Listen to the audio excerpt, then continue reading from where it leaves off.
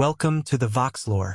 Our channel produces immersive fantasy audiobooks for entertainment and storytelling enjoyment. All content, including narration, sound design, and storytelling elements, is created with passion for fantasy fans. Part 3 of A Son of the Middle Border by Hamlin Garland. Let's continue the story and see what happens next. Chapter 11.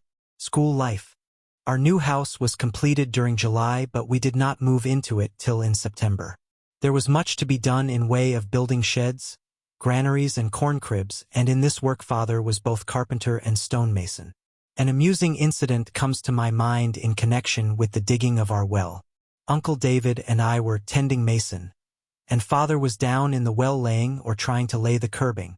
It was a tedious and difficult job, and he was about to give it up in despair when one of our neighbors, a quaint old Englishman named Barker, came driving along. He was one of these men who take a minute inquisitive interest in the affairs of others. Therefore he pulled his team to a halt and came in. Peering into the well, he drawled out, "Hello, Garland. What ye doin' down there?"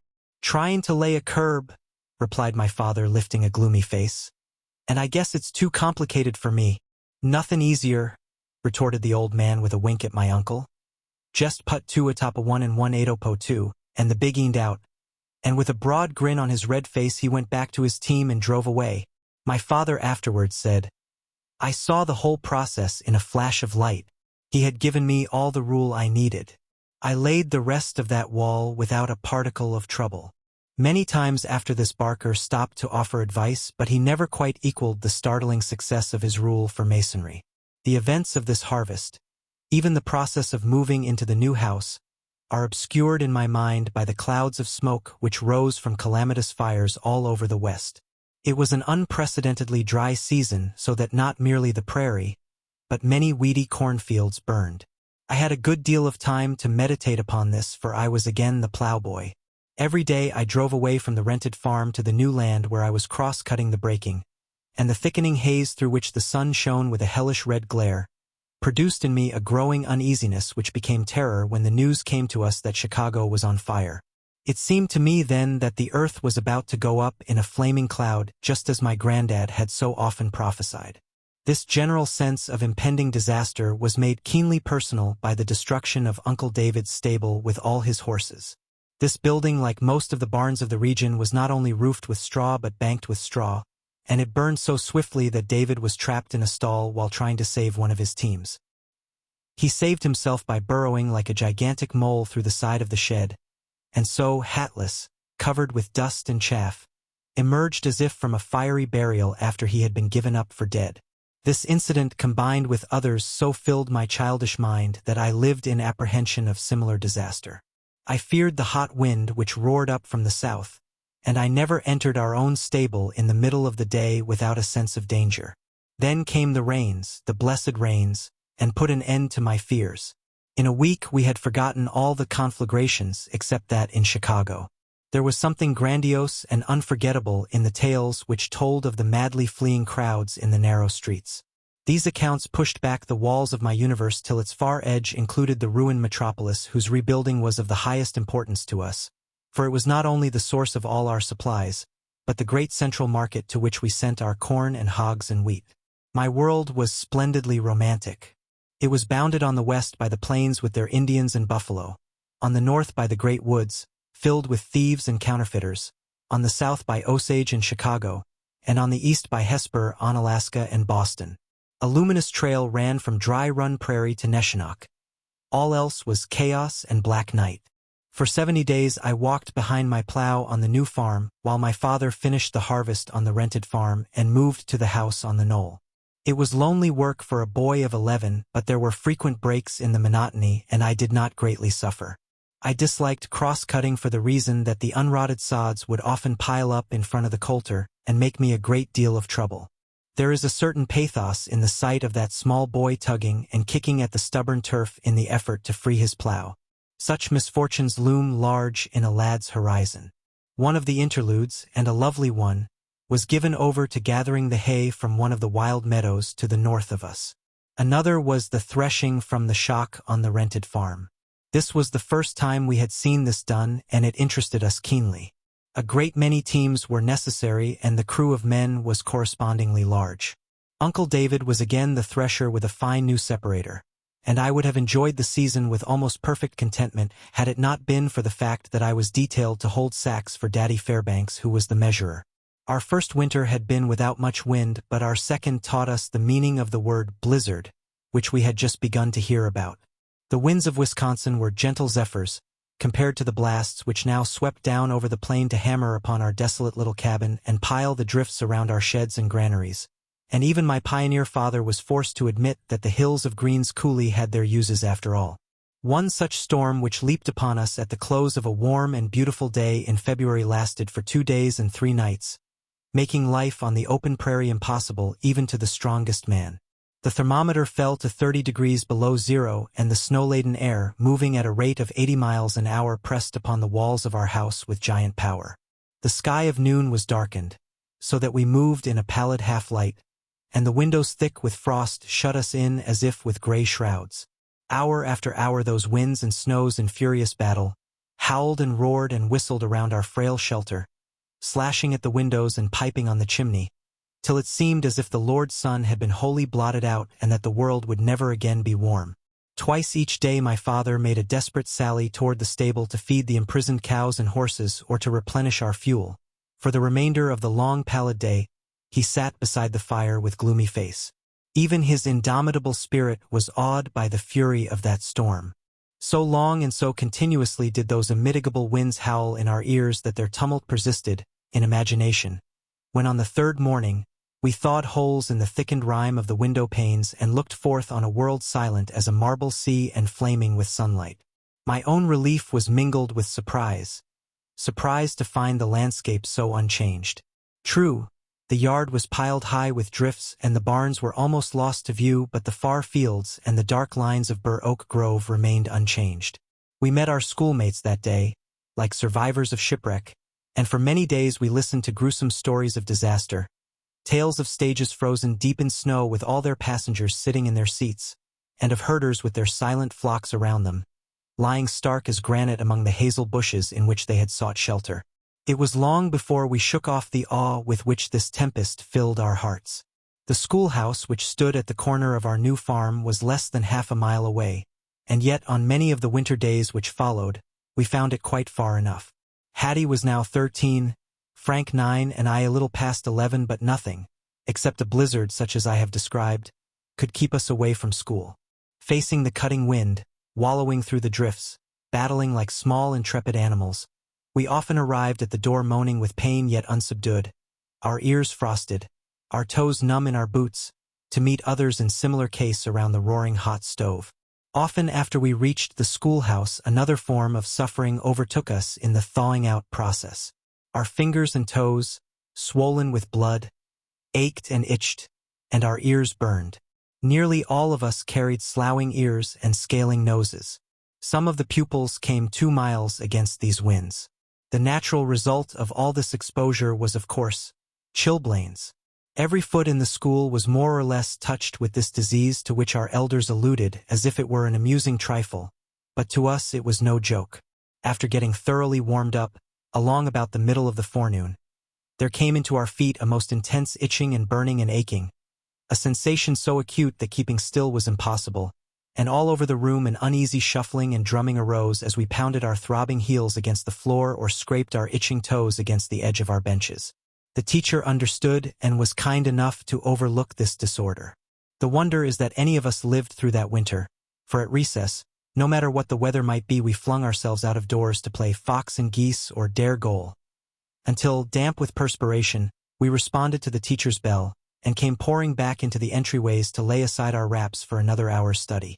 Our readers were almost the only counterchecks to the current of vulgarity and baseness which ran through the talk of the older boys, and I wish to acknowledge my deep obligation to Professor McGuffey, whoever he may have been, for the dignity and literary grace of his selections.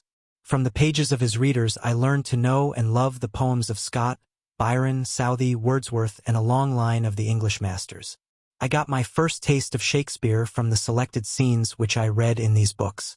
With terror as well as delight I rose to read Lochiel's Warning, the Battle of Waterloo, or the Roman Captive. Marco Bozzaris and William Tell were alike glorious to me. I soon knew not only my own reader, the fourth, but all the selections in the fifth and sixth as well. I could follow almost word for word the recitations of the older pupils, and at such times I forgot my squat little body and my mop of hair, and became imaginatively a page in the train of Ivanhoe, or a bowman in the army of Richard the Lionheart battling the Saracen in the Holy Land.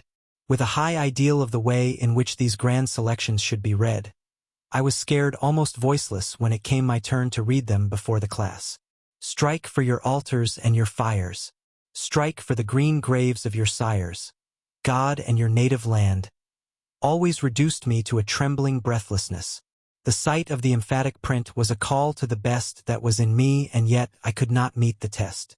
Excessive desire to do it just right often brought a ludicrous gasp, and I often fell back into my seat in disgrace, the titter of the girls adding to my pain. Then there was the famous passage, "Did ye not hear it?"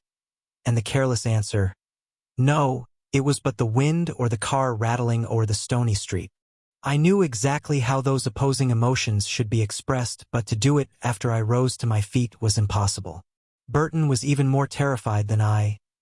Stricken blind, as well as dumb, he usually ended by helplessly staring at the words which, I conceive, had suddenly become a blur to him.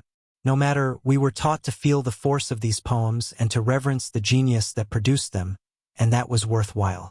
Falstaff and Prince Hal, Henry and his wooing of Kate, Wolsey and his downfall, Shylock and his pound of flesh all became a part of our thinking and helped us to measure the large figures of our own literature, for Whittier, Bryant and Longfellow also had place in these volumes. It is probable that Professor McGuffey, being a Southern man, did not value New England writers as highly as my grandmother did. Nevertheless, Thanatopsis was there and the village blacksmith, and extracts from the Deerslayer and the Pilot gave us a notion that in Cooper we had a novelist of weight and importance, one to put beside Scott and Dickens. A byproduct of my acquaintance with one of the older boys was a stack of copies of the New York Weekly, a paper filled with stories of noble life in England and hairbreadth escapes on the plain, a shrewd mixture, designed to meet the needs of the entire membership of a prairie household. The pleasure I took in these tales should fill me with shame, but it doesn't.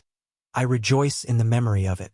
I soon began, also, to purchase and trade Beadle's dime novels, and, to tell the truth, I took an exquisite delight in Old Sleuth and Jack Harkaway. My taste was Catholic. I ranged from Lady Gwendolen to Buckskin Bill, and so far as I can now distinguish one was quite as enthralling as the other. It is impossible for any print to be as magical to any boy these days as those weeklies were to me in 1871. One day a singular test was made of us all. Through some agency now lost to me, my father was brought to subscribe for the Hearth and Home or some such paper for the farmer, and in this I read my first chronicle of everyday life. In the midst of my dreams of lords and ladies, queens and dukes, I found myself deeply concerned with backwoods farming, spelling schools, protracted meetings and the like familiar homely scenes. This serial, which involved my sister and myself in many a spat as to who should read it first, was The Hoosier Schoolmaster by Edward Eggleston, and a perfectly successful attempt to interest Western readers in a story of the Middle Border. To us Mandy and Bud Means, Ralph Hartsook, the teacher, little Shocky and sweet patient Hannah, were as real as Cyrus Button and Daddy Fairbanks. We could hardly wait for the next number of the paper, so concerned were we about Hannah and Ralph. We quoted Old Lady Means and we made bets on Bud in his fight with the villainous drover. I hardly knew where Indiana was in those days, but Eggleston's characters were near neighbors. The illustrations were dreadful, even in my eyes, but the artist contrived to give a slight virginal charm to Hannah and a certain childish sweetness to Shocky, so that we accepted the more than mortal ugliness of Old Man Means and his daughter Mirandy, who simpered over her book at us as she did at Ralph, as a just interpretation of their worthlessness.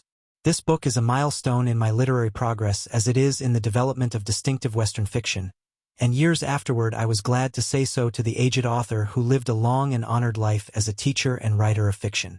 It was always too hot or too cold in our schoolroom, and on certain days when a savage wind beat and clamored at the loose windows, the girls, humped and shivering, sat upon their feet to keep them warm, and the younger children with shawls over their shoulders sought permission to gather close about the stove.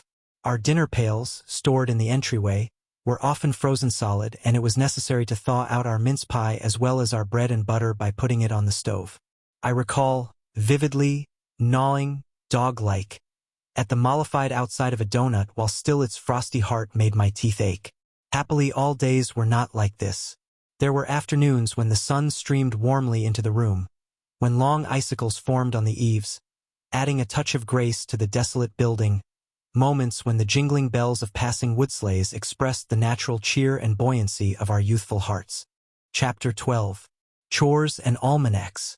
Our farmyard would have been uninhabitable during this winter, had it not been for the long ricks of straw which we had piled up as a shield against the prairie winds.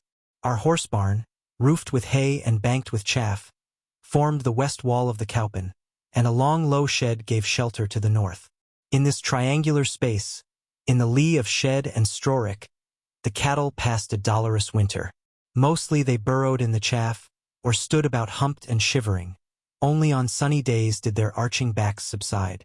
Naturally, each animal grew a thick coat of long hair, and succeeded in coming through to grass again. But the cows of some of our neighbors were less fortunate. Some of them got so weak that they had to be tailed up, as it was called. This meant that they were dying of hunger, and the sight of them crawling about filled me with indignant wrath. I could not understand how a man, otherwise kind, could let his stock suffer for lack of hay when wild grass was plentiful. One of my duties, and one that I dreaded, was pumping water for our herd.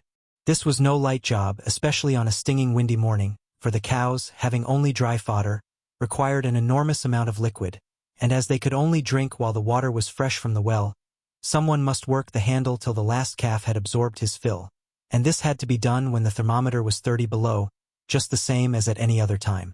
And this brings up an almost forgotten phase of bovine psychology. The order in which the cows drank as well as that in which they entered the stable was carefully determined and rigidly observed. There was always one old dowager who took precedence. All the others gave way before her. Then came the second in rank who feared the leader but insisted on ruling all the others, and so on down to the heifer. This order, once established, was seldom broken, at least by the females of the herd. The males were more unstable, even when the leader grew old and almost helpless. We took advantage of this loyalty when putting them into the barn. The stall furthest from the door belonged to Old Spot, the second to Daisy, and so on. Hence all I had to do was to open the door and let them in. For if any rash young thing got out of her proper place, she was set right, very quickly, by her superiors. Some farms had ponds or streams to which their flocks were driven for water, but this to me was a melancholy winter function. And sometimes as I joined Bert or Cyrus in driving the poor humped and shivering beasts down over the snowy plain to a hole chopped in the ice, and watched them lay their aching teeth to the frigid draught, trying a dozen times to temper their mouths to the chill I suffered with them. As they streamed along homeward, heavy with their sloshing load, they seemed the personification of a desolate and abused race. Winter mornings were a time of trial for us all. It required stern military command to get us out of bed before daylight, in a chamber warmed only by the stovepipe, to draw on icy socks and frosty boots and go to the milking of cows and the currying of horses. Other boys did not rise by candlelight, but I did.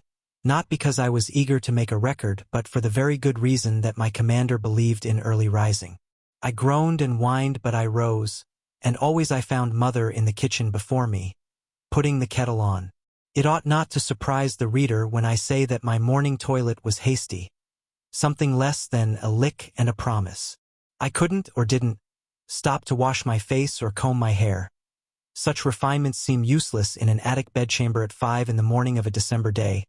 I put them off till breakfast time, getting up at 5 a.m. Even in June was a hardship, in winter it was a punishment. Our discomforts had their compensations. As we came back to the house at 6, the kitchen was always cheery with the smell of browning flapjacks, sizzling sausages and steaming coffee, and Mother had plenty of hot water on the stove so that in half a jiffy, with shining faces and sleek hair, we sat down to a noble feast. By this time also the eastern sky was gorgeous with light, and 2 misty sun-dogs dimly loomed, watching at the gate of the new day. Now that I think of it, Father was the one who took the brunt of our revelry.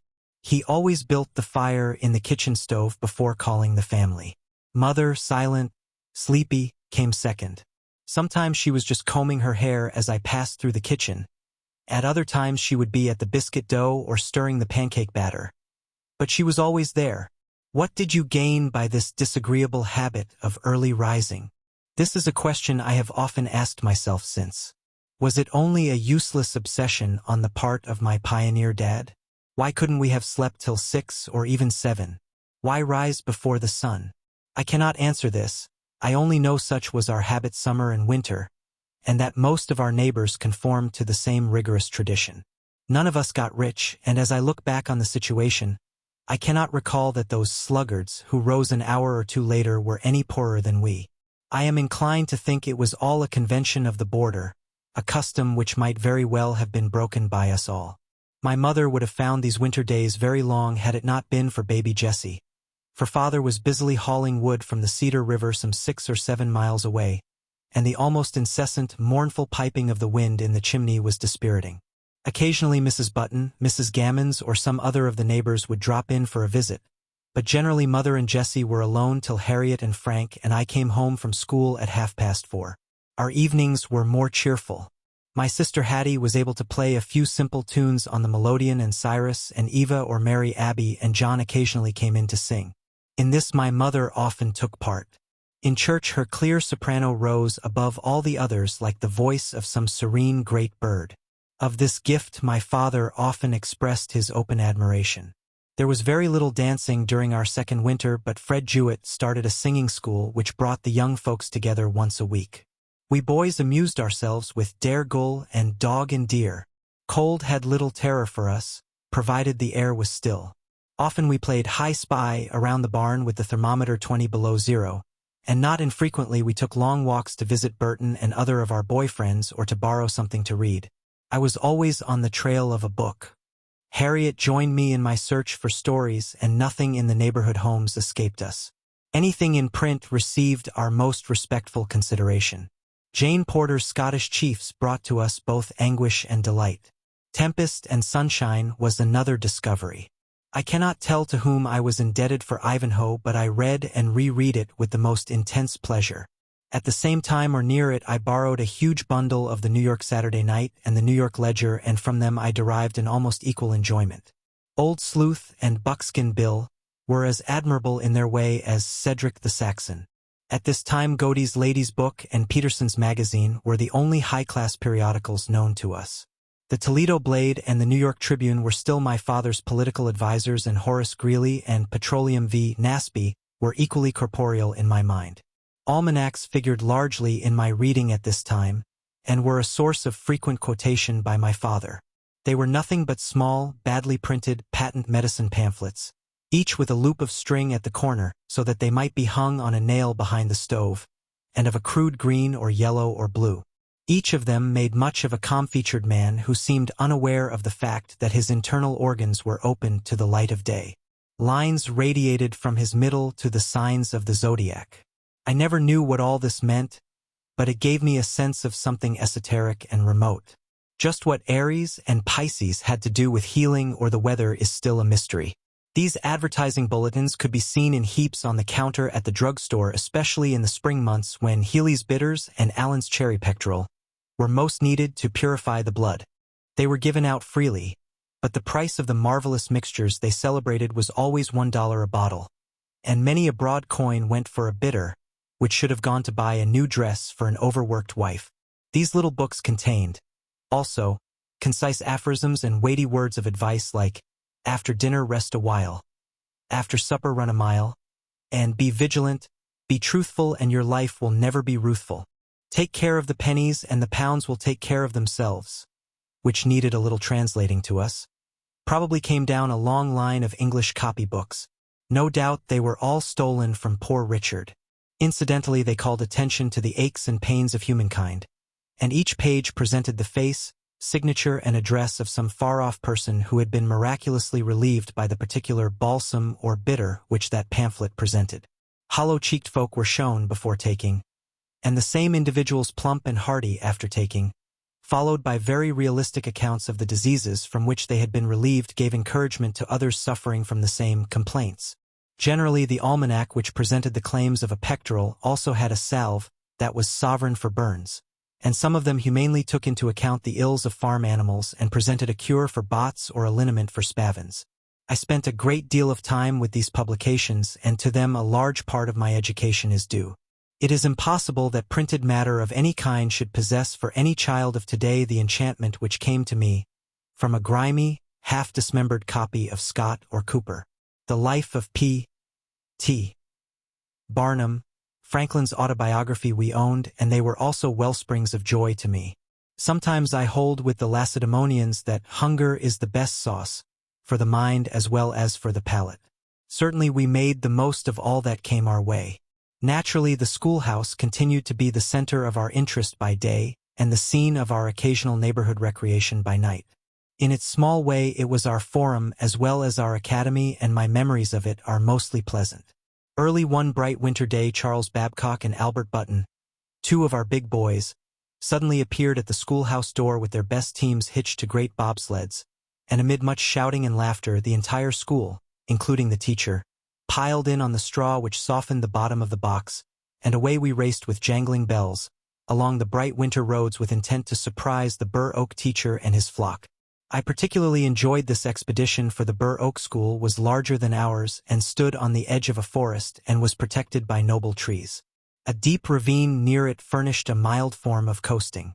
The schoolroom had fine new desks with iron legs, and the teacher's desk occupied a deep recess at the front.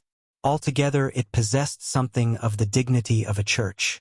To go there was almost like going to town, for at the corners where the three roads met, 4 or 5 houses stood, and in one of these was a post office. That day is memorable to me for the reason that I first saw Betty and Hattie and Agnes, the prettiest girls in the township. Hattie and Betty were both fair-haired and blue-eyed, but Agnes was dark with great velvety black eyes. Neither of them was over 16. But they had all taken on the airs of young ladies and looked with amused contempt on lads of my age. Nevertheless, I had the right to admire them in secret, for they added the final touch of poetry to this visit to the Grove Schoolhouse. Often, thereafter, on a clear night when the thermometer stood 20 below zero, Burton and I would trot away toward the Grove to join in some meeting or to coast with the boys on the banks of the creek. I feel again the iron clutch of my frozen boots. The tippet around my neck is solid ice before my lips. My ears sting. Low hung, blazing. The stars light the sky, and over the diamond-dusted snow crust the moonbeams splinter. Though sensing the glory of such nights as these, I was careful about referring to it. Restraint in such matters was the rule.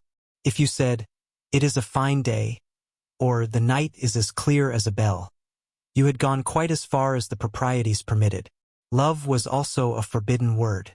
You might say, "I love pie," but to say, "I love Betty," was mawkish if not actually improper. Caresses or terms of endearment, even between parents and their children, were very seldom used. People who said "Daddy dear" or "Jim dear" were under suspicion. "They fight like cats and dogs when no one else is around," was the universal comment on a family whose members were very free of their terms of affection. We were a Spartan lot. We did not believe in letting our wives and children know that they were an important part of our contentment. Social changes were in progress. We held no more quilting bees or barn raisings. Women visited less than in Wisconsin. The work on the new farms was never ending, and all teams were in constant use during weekdays. The young people got together on one excuse or another, but their elders met only at public meetings. Singing, even among the young people, was almost entirely confined to hymn tunes. The new Moody and Sankey song book was in every home. Tell Me the Old Story did not refer to courtship but to salvation, and Hold the Fort for I Am Coming was no longer a signal from Sherman, but a message from Jesus. We often spent a joyous evening singing "Oh, Bear Me Away on Your Snowy Wings," although we had no real desire to be taken to our immortal home. Father no longer asked for Minnie Minturn and Nellie Wildwood, but his love for Smith's Grand March persisted, and my sister Harriet was often called upon to play it for him while he explained its meaning. The war was passing into the mellow, reminiscent haze of memory, and he loved the splendid pictures which this descriptive piece of martial music recalled to mind. So far as we then knew, his pursuit of the sunset was at an end. Chapter 13. Boy Life on the Prairie. The snows fell deep in February, and when at last the warm March winds began to blow, lakes developed with magical swiftness in the fields, and streams filled every swale, transforming the landscape into something unexpected and enchanting. At night these waters froze, bringing fields of ice almost to our door. We forgot all our other interests in the joy of the games which we played thereon at every respite from school, or from the woodpile, for splitting firewood was our first spring task. From time to time, as the weather permitted, Father had been cutting and hauling maple and hickory logs from the forests of the Cedar River, and these logs must now be made into stovewood and piled for summer use. Even before the school term ended, we began to take a hand at this work, after 4 o'clock and on Saturdays. While the hired man and Father ran the crosscut saw, whose pleasant song had much of the seed-time suggestion which vibrated in the caw-caw of the hens as they burrowed in the dust of the chipyard, I split the easy blocks and my brother helped to pile the finished product. The place where the woodpile lay was slightly higher than the barnyard, and was the first dry ground to appear in the almost universal slush and mud. Delightful memories are associated with this sunny spot and with a pond which appeared as if by some conjury, on the very field where I had husked the down row so painfully in November. From the woodpile I was often permitted to go skating, and Burton was my constant companion in these excursions. However, my joy in his companionship was not unmixed with bitterness, for I deeply envied him the skates which he wore. They were trimmed with brass, and their runners came up over his toes in beautiful curves and ended in brass acorns which transfigured their wearer. To own a pair of such skates seemed to me the summit of all earthly glory. My own wooden contraptions went on with straps, and I could not make the runners stay in the middle of my soles where they belonged. Hence my ankles not only tipped in awkwardly, but the stiff outer edges of my boot counters dug holes in my skin, so that my outing was a kind of torture after all. Nevertheless, I persisted, and, while Burton circled and swooped like a hawk, I sprawled with flapping arms in a mist of ignoble rage. That I learned to skate fairly well even under these disadvantages argues a high degree of enthusiasm. Father was always willing to release us from labor at times when the ice was fine, and at night we were free to explore the whole country round about, finding new places for our games.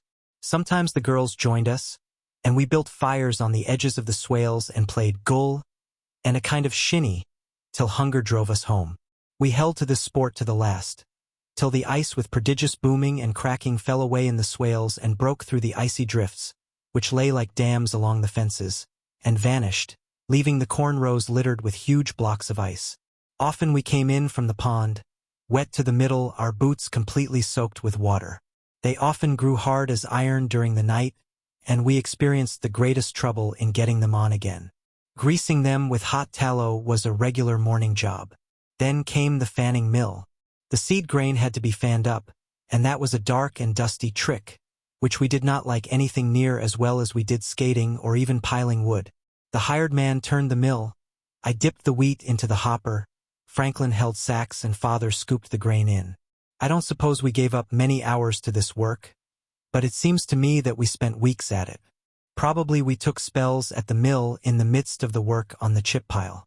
Meanwhile, above our heads the wild ducks again pursued their northward flight, and the far honking of the geese fell to our ears from the solemn deeps of the windless night.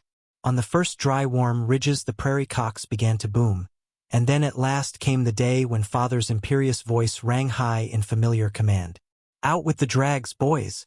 We start seeding tomorrow." Again we went forth on the land, this time to wrestle with the tough, unrotted sod of the new breaking, while all around us the larks and plover called and the gray badgers stared with disapproving bitterness from their ravaged hills. Maledictions on that tough northwest 40. How many times I harrowed and cross-harrowed it I cannot say, but I well remember the maddening persistency with which the masses of hazel roots clogged the teeth of the drag, making it necessary for me to raise the corner of it. 1,000,000 times a day. This had to be done while the team was in motion, and you can see I did not lack for exercise. It was necessary also to lap half, and this requirement made careful driving needful, for Father could not be fooled. He saw every balk. As the ground dried off, the dust arose from under the teeth of the harrow and flew so thickly that my face was not only coated with it, but tears of rebellious rage stained my cheeks with comic lines. At such times it seemed unprofitable to be the 12-year-old son of a Western farmer.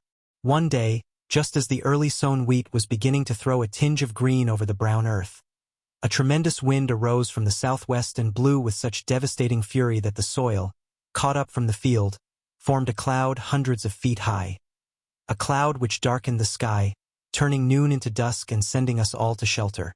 All the forenoon this blizzard of loam raged, filling the house with dust, almost smothering the cattle in the stable.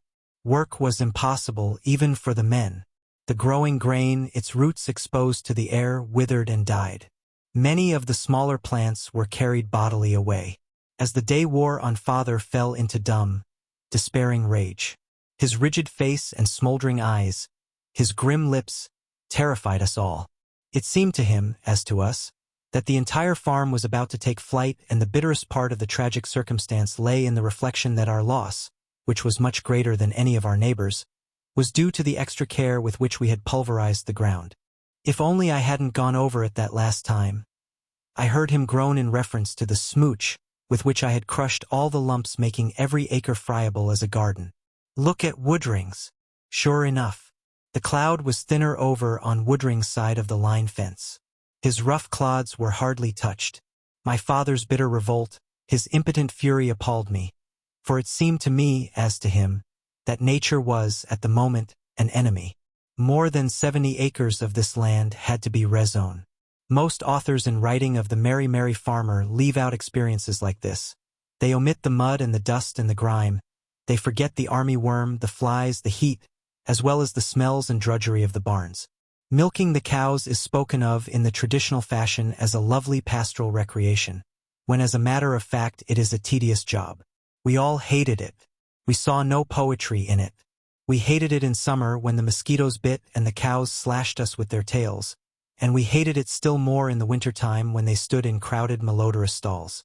In summer, when the flies were particularly savage, we had a way of jamming our heads into the cows' flanks to prevent them from kicking into the pail, and sometimes we tied their tails to their legs so that they could not lash our ears. Humboldt Bunn tied a heifer's tail to his boot straps once, and regretted it almost instantly. No, it won't do to talk to me of the sweet breath of kine. I know them too well, and calves are not the lovely, fawn-like creatures they are supposed to be. To the boy who is teaching them to drink out of a pail, they are nasty brutes, quite unlike fawns. They have a way of filling their nostrils with milk and blowing it all over their nurse. They are greedy, noisy, ill-smelling, and stupid. They look well when running with their mothers in the pasture, but as soon as they are weaned, they lose all their charm, for me. Attendance on swine was less humiliating for the reason that we could keep them at arm's length. But we didn't enjoy that.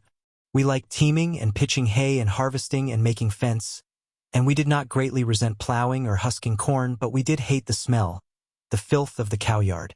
Even hostling had its outs, especially in spring when the horses were shedding their hair.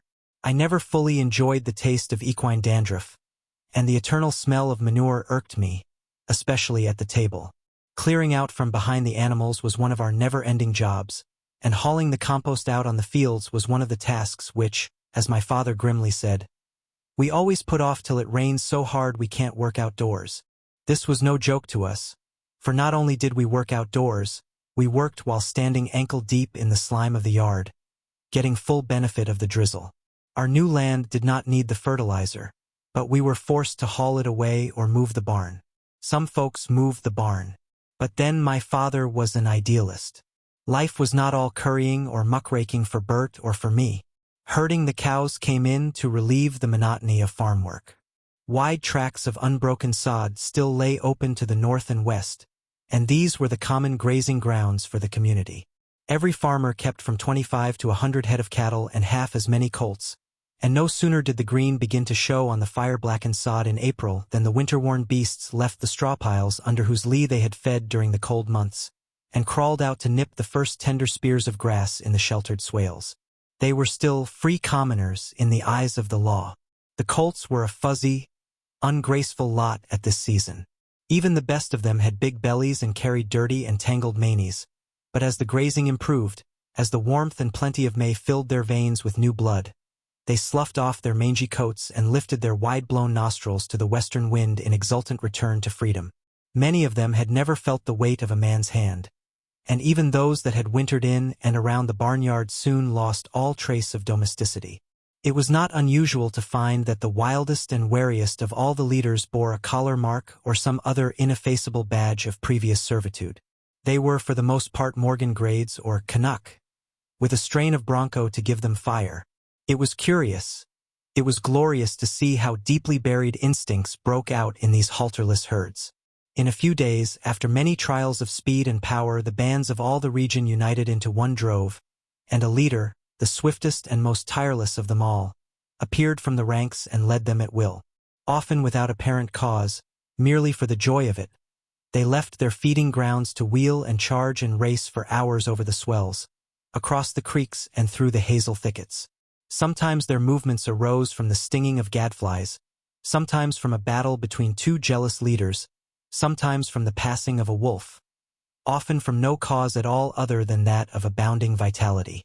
In much the same fashion, but less rapidly, the cattle went forth upon the plain, and as each herd not only contained the growing steers, but the family cows, it became the duty of one boy from each farm to mount a horse at 5 o'clock every afternoon and hunt the cattle, a task seldom shirked. My brother and I took turn and turn about at this delightful task, and soon learned to ride like Comanches. In fact, we lived in the saddle when freed from duty in the field. Burton often met us on the feeding grounds, and at such times the prairie seemed an excellent place for boys. As we galloped along together, it was easy to imagine ourselves Wild Bill and Buckskin Joe in pursuit of Indians or buffalo. We became, by force of unconscious observation, deeply learned in the language and the psychology of kine as well as colts. We watched the big bull-necked stags as they challenged one another, pawing the dust or kneeling to tear the sod with their horns. We possessed perfect understanding of their battle signs. Their boastful, defiant cries were as intelligible to us as those of men. Every note, every motion had a perfectly definite meaning. The foolish, inquisitive young heifers, the staid, self-absorbed dowagers wearing their bells with dignity, the frisky 2-year-olds and the lithe-bodied, wide-horned, truculent 3-year-olds all came in for interpretation. Sometimes a lone steer ranging the sod came suddenly upon a trace of blood. Like a hound he paused, snuffling the earth. Then with wide mouth and outthrust, curling tongue, uttered voice, wild as the tiger's food-sick cry, his warning roar burst forth, ending in a strange, upward, explosive whine. Instantly every head in the herd was lifted. Even the old cows heavy with milk stood as if suddenly renewing their youth, alert and watchful.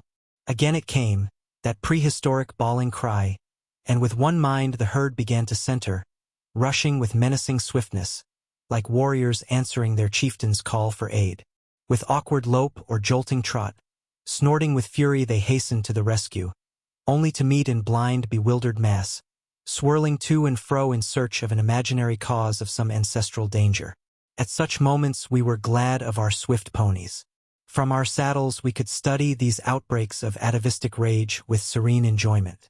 In herding the cattle we came to know all the open country round about and found it very beautiful.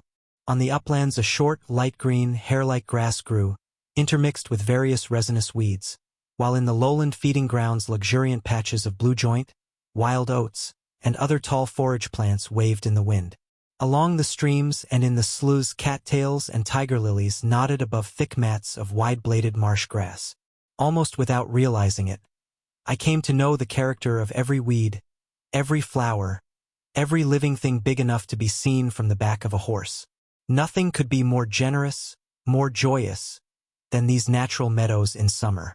The flash and ripple and glimmer of the tall sunflowers, the myriad voices of gleeful bobolinks, the chirp and gurgle of red-winged blackbirds swaying on the willows, the meadowlarks piping from grassy bogs, the peep of the prairie chick and the wailing call of plover on the flowery green slopes of the uplands made it all an ecstatic world to me.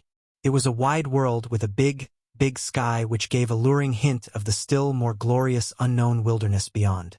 Sometimes of a Sunday afternoon, Harriet and I wandered away to the meadows along Dry Run, gathering bouquets of pinks, sweet williams, tiger lilies, and lady slippers, thus attaining a vague perception of another and sweeter side of life. The sun flamed across the splendid cereal waves of the grasses, and the perfumes of 100 spicy plants rose in the shimmering midday air. At such times the mere joy of living filled our young hearts with wordless satisfaction. Nor were the upland ridges less interesting. for huge antlers lying bleached and bare in countless numbers on the slopes told of the herds of elk and bison that had once fed in these splendid savannas, living and dying in the days when the tall Sioux were the only hunters. The gray hermit, the badger, still clung to his deep den on the rocky unplowed ridges, and on sunny April days the mother fox lay out with her young, on southward sloping swells. Often we met the prairie wolf or startled him from his sleep in hazel copse, finding in him the spirit of the wilderness. To us it seemed that just over the next long swell toward the sunset the shaggy brown bulls still fed in myriads, and in our hearts was a longing to ride away into the sunset regions of our song. All the boys I knew talked of Colorado, never of New England. We dreamed of the plains, of the Black Hills, discussing cattle raising and mining and hunting. "We'll have our rifles ready, boys, ha, ha, ha, ha," was still our favorite chorus. Nebraska and Wyoming our far-off wonderlands. Buffalo Bill our hero. David, my hunter uncle who lived near us, still retained his long old-fashioned, muzzle-loading rifle and one day offered it to me, but as I could not hold it at arm's length, I sorrowfully returned it. We owned a shotgun, however, and this I used with all the confidence of a man. I was able to kill a few ducks with it, and I also hunted gophers during May when the sprouting corn was in most danger. Later I became quite expert in catching chickens on the wing. On a long ridge to the north and west, the soil, too wet and cold to cultivate easily, remained unplowed for several years, and scattered over these clay lands stood small groves of popple trees which we called towheads. They were usually only 200 or 300 feet in diameter, but they stood out like islands in the waving seas of grasses. Against these dark green masses, breakers of blue joint radiantly rolled up. To the east some 4 miles ran the Little Cedar River, and plum trees and crabapples and haws bloomed along its banks. In June immense crops of strawberries offered from many meadows. Their delicious odor rose to us as we rode our way, tempting us to dismount and gather and eat. Over these uplands, through these thickets of hazel brush, and around these coverts of popple, Burton and I careered, hunting the cows, chasing rabbits, killing rattlesnakes, watching the battles of bulls, racing the half-wild colts and pursuing the prowling wolves. It was an alluring life, and Harriet, who rode with us occasionally, seemed to enjoy it quite as much as any boy. She could ride almost as well as Burton, and we were all expert horse-tamers. We all rode like cavalrymen. That is to say, while holding the reins in our left hands we guided our horses by the pressure of the strap across the neck, rather than by pulling at the bit. Our ponies were never allowed to trot. We taught them a peculiar gait which we called the lope, which was an easy canter in front and a trot behind, a very good gait for long distances. And we drilled them to keep this pace steadily and to fall at command into a swift walk without any jolting intervening trot.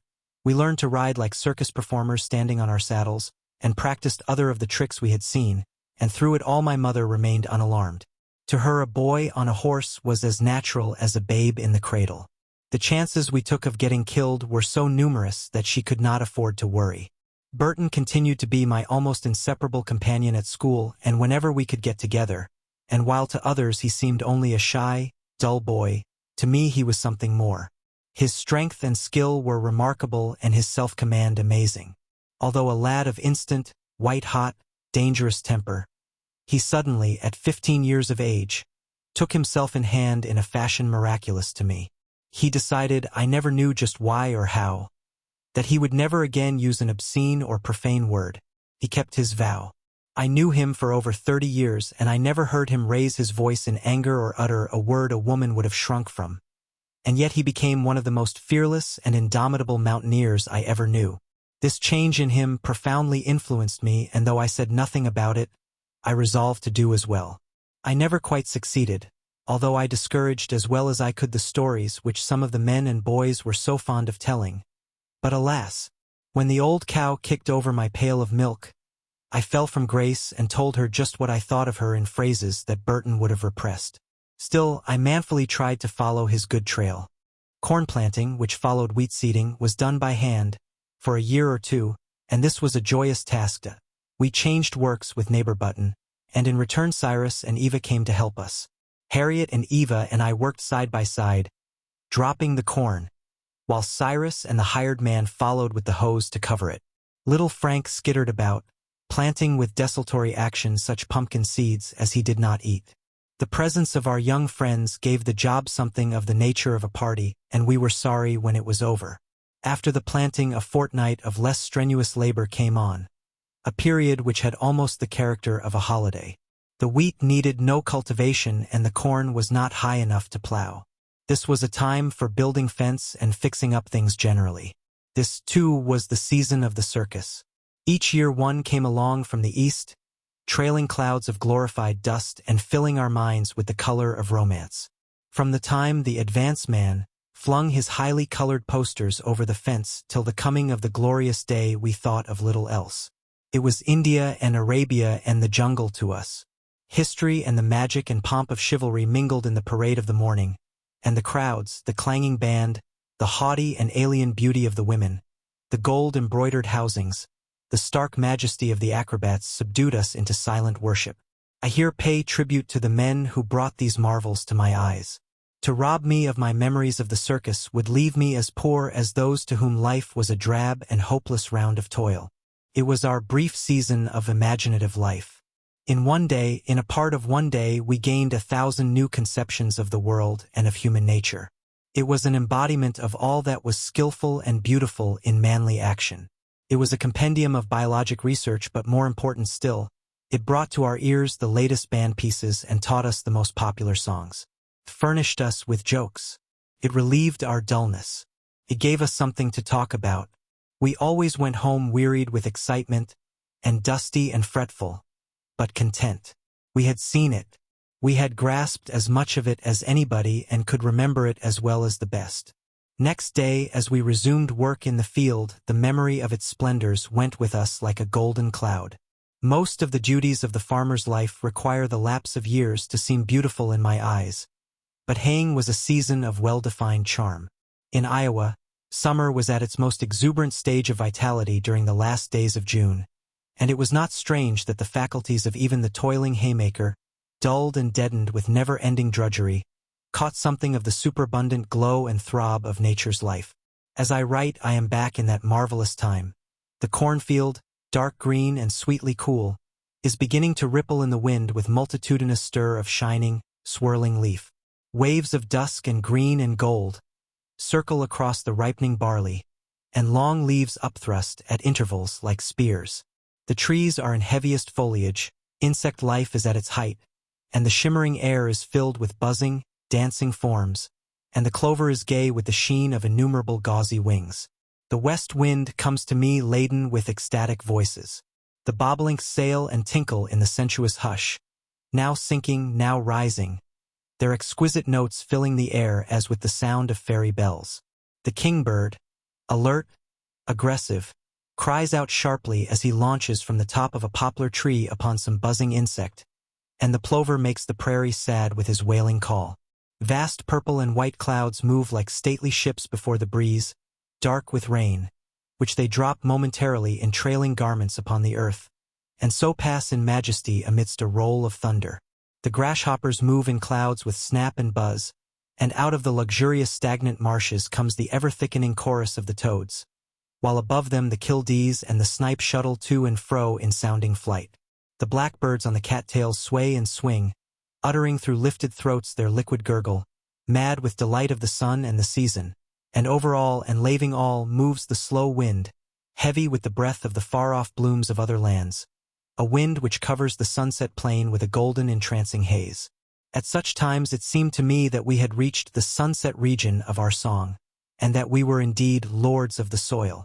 I am not so sure that haying brought to our mothers anything like this rapture, for the men added to our crew made the duties of the kitchens just that much heavier. I doubt if the women, any of them, got out into the fields or meadows long enough to enjoy the birds and the breezes. Even on Sunday, as they rode away to church, they were too tired and too worried to react to the beauties of the landscape. I now began to dimly perceive that my mother was not well. Although large and seemingly strong, her increasing weight made her long days of housework a torture. She grew very tired and her sweet face was often knotted with physical pain. She still made most of our garments as well as her own. She tailored father's shirts and underclothing, sewed carpet rags, pieced quilts and made butter for market. And yet, in the midst of it all, found time to put covers on our baseball, and to do up all our burns and bruises. Being a farmer's wife in those days meant laboring outside any regulation of the hours of toil. I recall hearing one of the tired housewives say, "Seems like I never get a day off, not even on Sunday," a protest which my mother thoroughly understood and sympathized with, notwithstanding its seeming inhospitality. No history of this time would be complete without a reference to the doctor. We were a vigorous and on the whole a healthy tribe, but accidents sometimes happened, and "Go for the doctor" was the first command when the band cutter slashed the hand of the thresher or one of the children fell from the hay rick. One night as I lay buried in deep sleep close to the garret eaves, I heard my mother call me, and something in her voice pierced me, roused me. A poignant note of alarm was in it. "Hamlin," she called, "get up at once. You must go for the doctor. Your father is very sick. Hurry."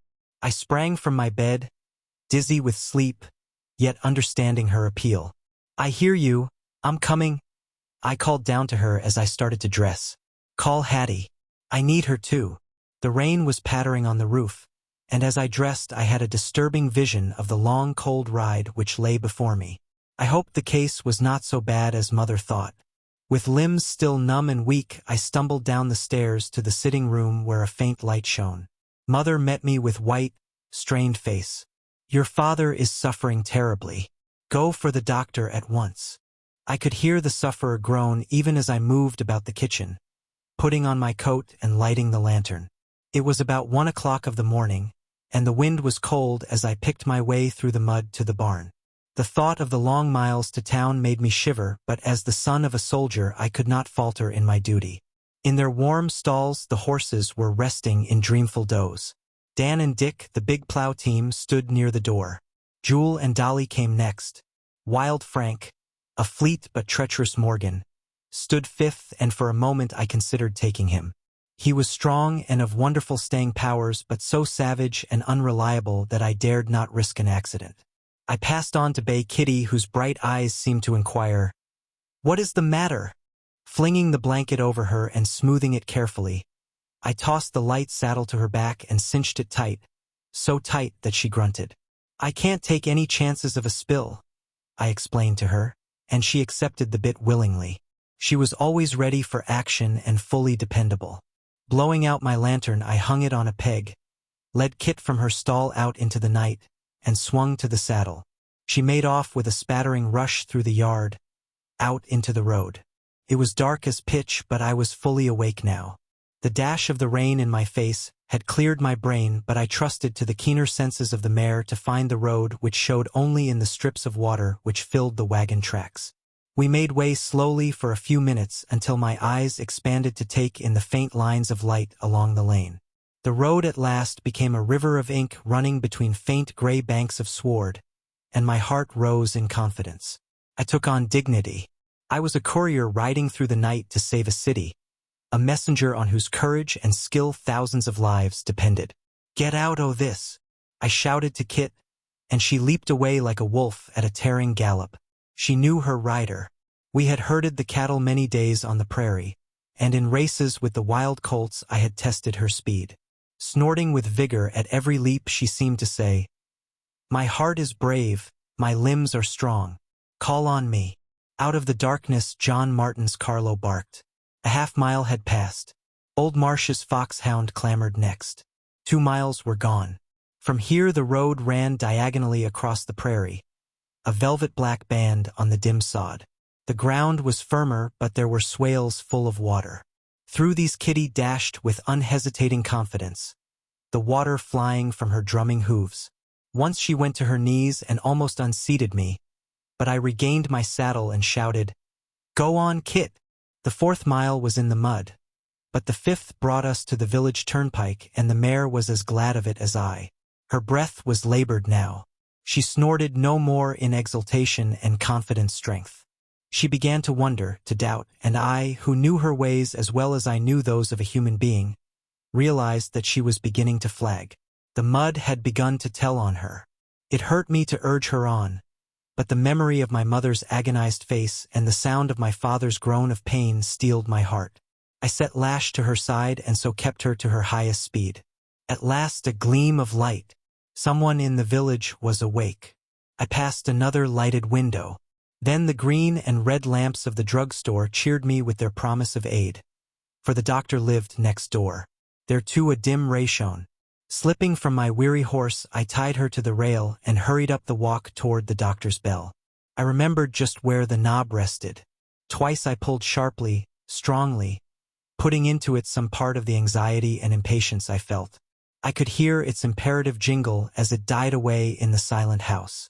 At last the door opened and the doctor, a big blonde handsome man in a long nightgown, confronted me with impassive face.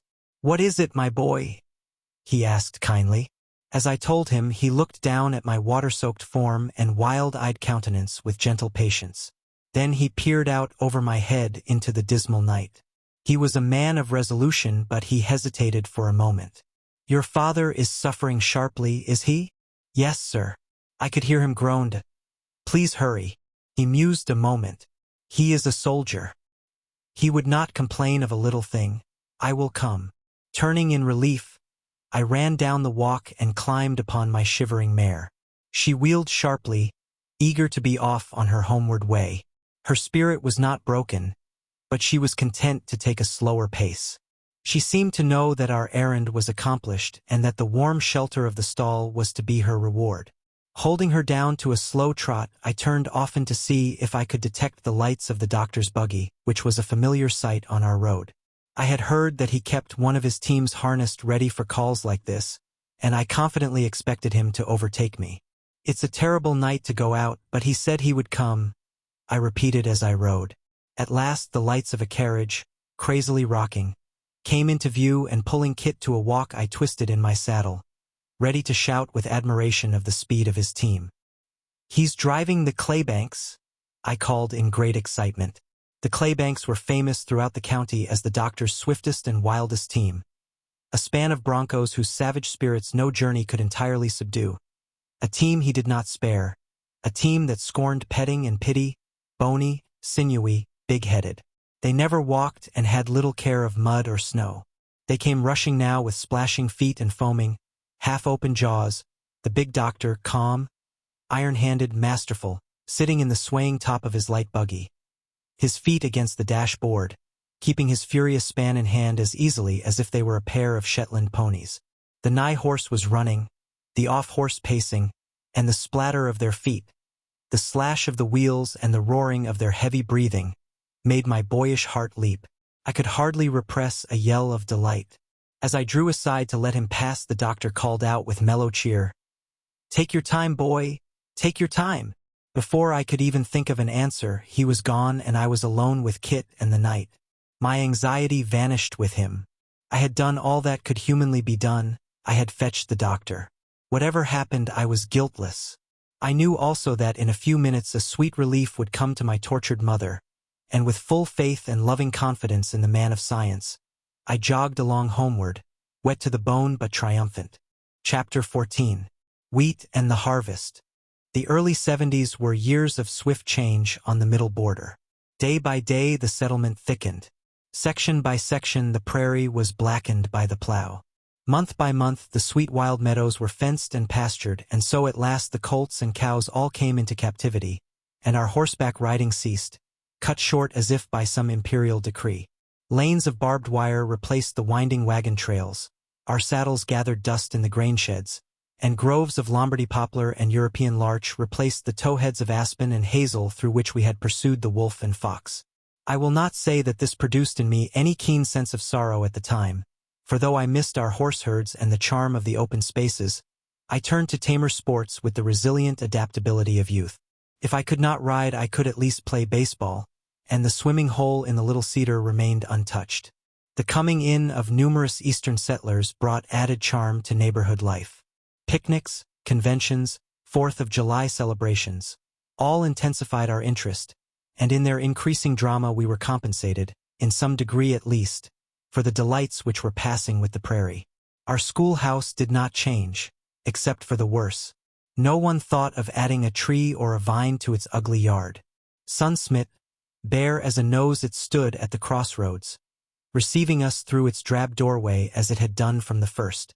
Its benches, hideously hacked and thick with grime, were as hard and uncomfortable as when I first saw them, and the windows remained unshaded and unwashed.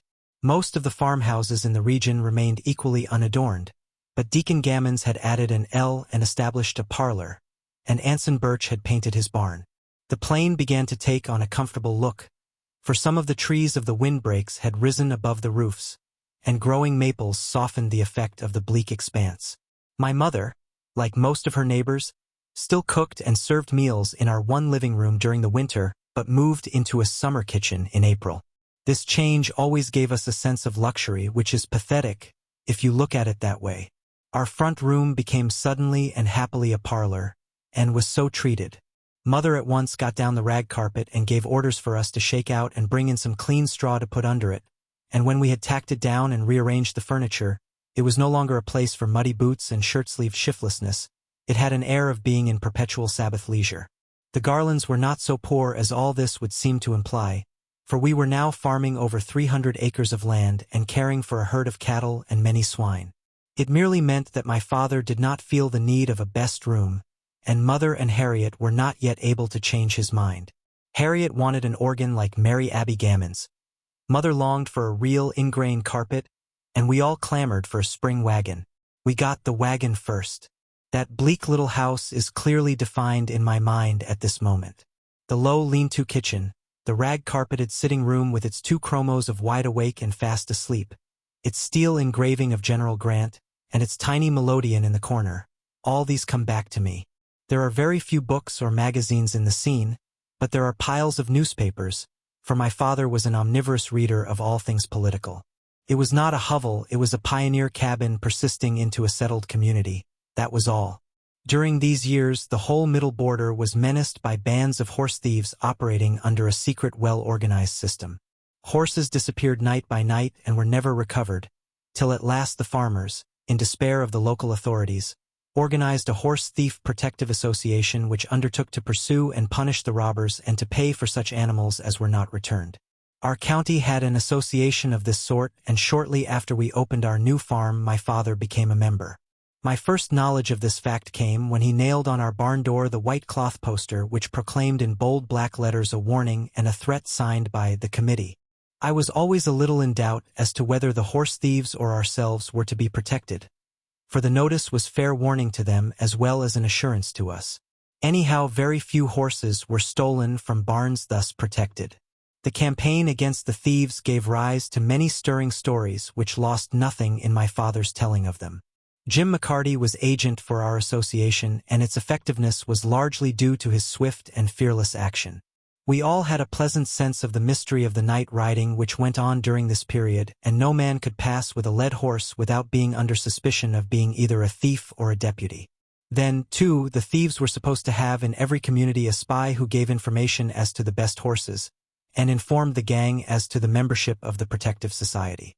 One of our neighbors fell under suspicion at this time and never got clear of it.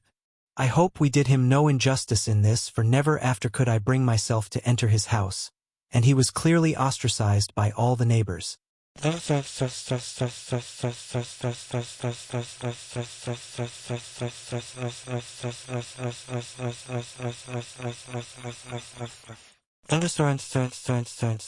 As I look back over my life on that Iowa farm, the song of the reaper fills large place in my mind.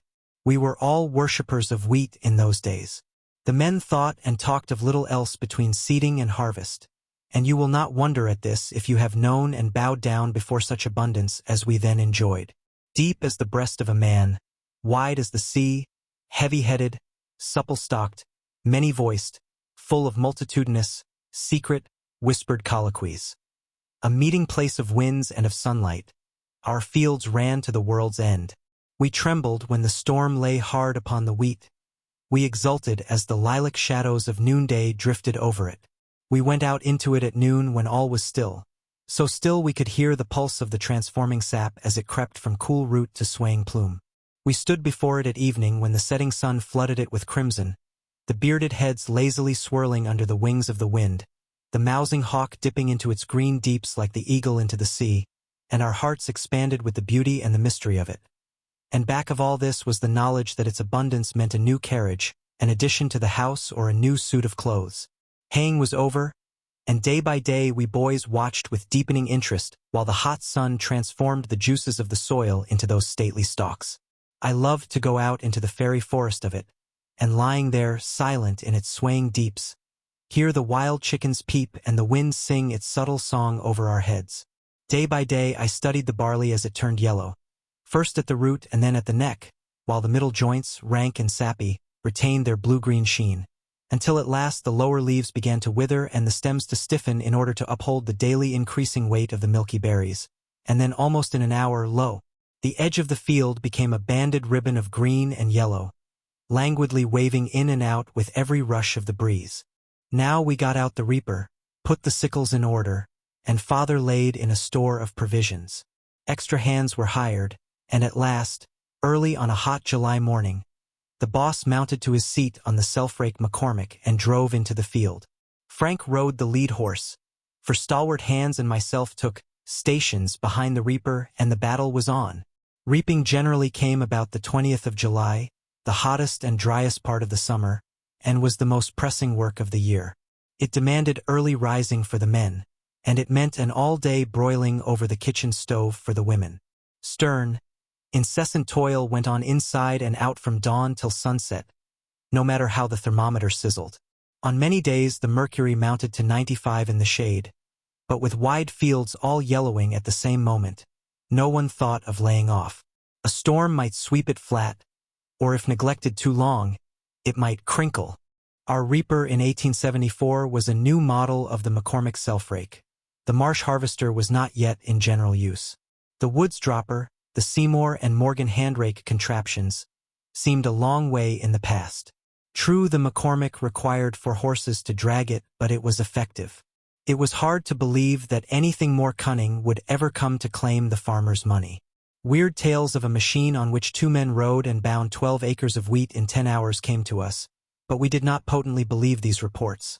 On the contrary, we accepted the self-rake as quite the final word in harvesting machinery and cheerily bent to the binding of sheaves with their own straw in the good old time-honored way. No task save that of cradling surpassed in severity, binding on a station. It was a full-grown man's job, but every boy was ambitious to try his hand, and when at 14 years of age I was promoted from bundle boy to be one of the 5 hands to bind after the reaper, I went to my corner with joy and confidence. For 2 years I had been serving as binder on the corners, to keep the grain out of the way of the horses, and I knew my job. I was short and broad-shouldered with large strong hands admirably adapted for this work, and for the first 2 hours, easily held my own with the rest of the crew, but as the morning wore on and the sun grew hotter, my enthusiasm waned. A painful void developed in my chest. My breakfast had been ample, but no mere stomachful of food could carry a growing boy through 5 hours of desperate toil. Along about 9:45, I began to scan the field with anxious eye, longing to see Harriet and the promised luncheon basket. Just when it seemed that I could endure the strain no longer, she came bearing a jug of cool milk, some cheese, and some deliciously fresh fried cakes. With keen joy, I set a couple of tall sheaves together like a tent and flung myself down flat on my back in their shadow to devour my lunch. Tired as I was, my dim eyes apprehended something of the splendor of the shining clouds which rolled like storms of snow through the deep blue spaces of sky, and so, resting silently as a clod, I could hear the chirp of the crickets, the buzzing wings of flies, and the faint, fairy-like tread of smaller unseen insects hurrying their way just beneath my ear in the stubble. Strange green worms, grasshoppers, and shining beetles crept over me as I dozed. This delicious, dreamful respite was broken by the far-off approaching purr of the sickle, flicked by the faint snap of the driver's whip, and out of the low rustle of the ever-stirring Lilliputian forest came the wailing cry of a baby wild chicken lost from its mother. A falling, thrilling, piteous little pipe. Such momentary communion with nature seemed all the sweeter for the work which had preceded it, as well as that which was to follow it. It took resolution to rise and go back to my work, but I did it, sustained by a kind of soldierly pride. At noon we hurried to the house, surrounded the kitchen table, and fell upon our boiled beef and potatoes with such ferocity that in 15 minutes our meal was over. There was no ceremony and very little talking till the hid wolf was appeased. Then came a heavenly half-hour of rest on the cool grass in the shade of the trees, a siesta as luxurious as that of a Spanish monarch. But alas! this nooning, as we called it, was always cut short by Father's word of sharp command, "Roll out, boys!" And again the big white jugs were filled at the well, the horses, lazy with food, led the way back to the field, and the stern contest began again. All nature at this hour seemed to invite to repose rather than to labor, and as the heat increased I longed with wordless fervor for the green woods of the Cedar River. At times the gentle wind hardly moved the bended heads of the barley, and the hawks hung in the air like trout sleeping in deep pools.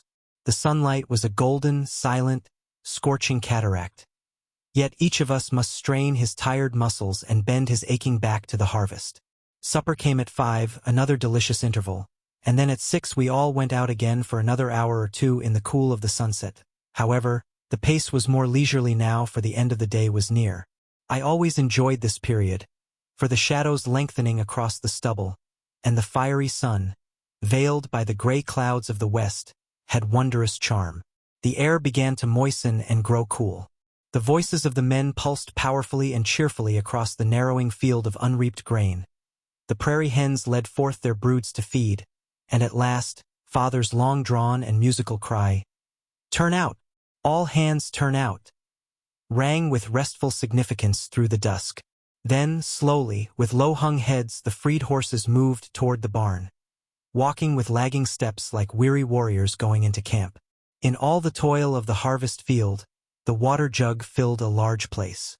It was a source of anxiety as well as comfort. To keep it cool, to keep it well filled was a part of my job. No man passed it at the home corner of the field. It is a delightful part of my recollections of the harvest. O cool gray jug that touched the lips and kiss that softly closed and clung. No Spanish wine the tippler sips, no port the poet's praise has sung. Such pure, untainted sweetness yields as cool gray jug in harvest fields. I see it now, a clover leaf outspread upon its sweating side.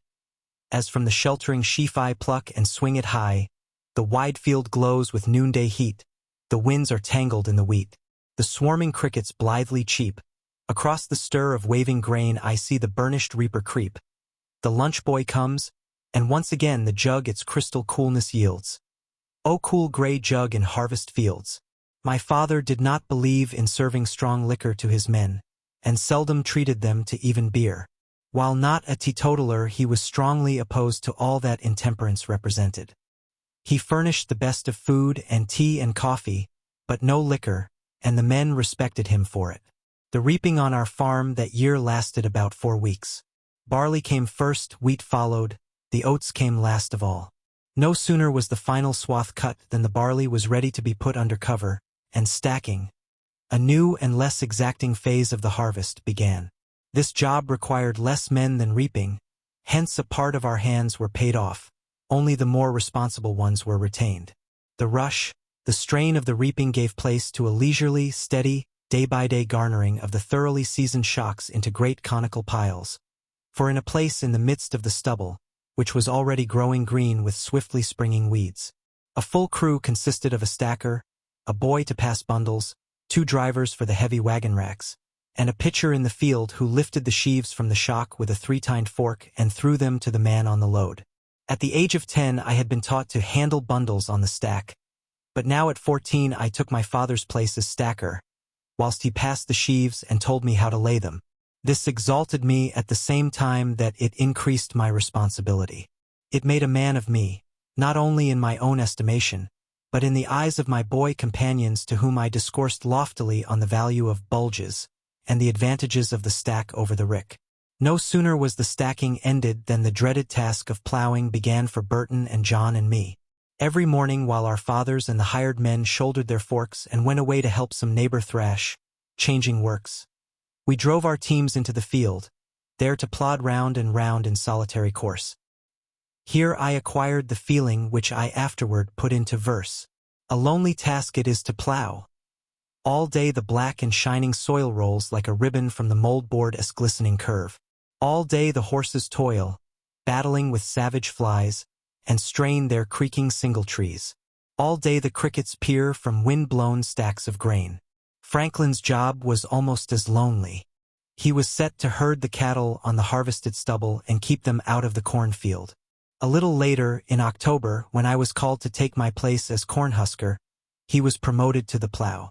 Our only respite during the months of October and November was the occasional cold rain which permitted us to read or play cards in the kitchen. Cards. I never look at a certain type of playing card without experiencing a return of the wonder and the guilty joy with which I bought of Metellus Kirby my first deck, and slipped it into my pocket. There was an alluring oriental imaginative quality in the drawing on the face cards. They brought to me vague hints of mad monarchs, desperate stakes, and huge sudden rewards. All that I had heard or read of Mississippi gamblers came back to make those gaudy bits of pasteboard marvelous. My father did not play cards, hence, although I had no reason to think he would forbid them to me, I took a fearsome joy in assuming his bitter opposition. For a time my brother and I played in secret, and then one day, one cold bleak day as we were seated on the floor of the granary playing on an upturned half-bushel measure, shivering with the chill, our fingers numb and blue, the door opened and father looked in. We waited, while his round, eagle-gray eyes took in the situation, and it seemed a long, terrifying interval. Then at last he mildly said, "I guess you'd better go in and play by the stove. This isn't very comfortable." Stunned by this unexpected concession, I gathered up the cards, and as I took my way to the house, I thought deeply. The meaning of that quiet voice, that friendly invitation was not lost on me. The soldier rose to grand heights by that single act, and when I showed the cards to Mother and told her that Father had consented to our playing, she looked grave but made no objection to our use of the kitchen table. As a matter of fact, they both soon after joined our game.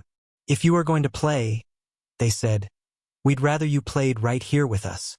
Thereafter rainy days were less dreary, and the evenings shorter. Everybody played authors at this time also, and to this day I cannot entirely rid myself of the estimations which our pack of cards fixed in my mind. Prue and I and the Blithedale romance were on an equal footing, so far as our game went, and Howells, Bret Harte and Dickens were all of far-off romantic horizon.